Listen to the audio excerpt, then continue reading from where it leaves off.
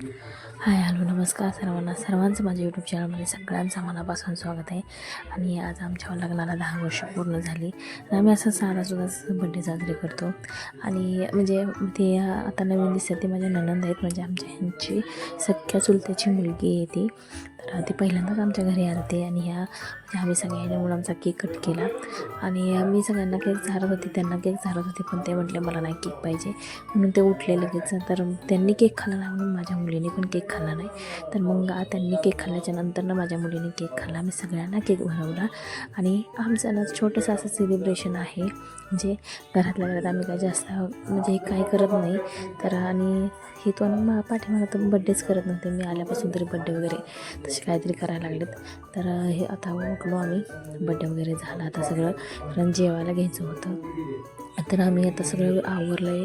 आता म्हणजे सगळं स्वयंपाक सगळं आवरल्याच्या नंतरच आम्ही बड्डे कट करायला घेतलेला. आणि गेले 10 वर्ष म्हणजे 10 वर्ष झाले आमच्या लग्नाला. हे दिवस कसे गेले ते सुद्धा कळलं नाही.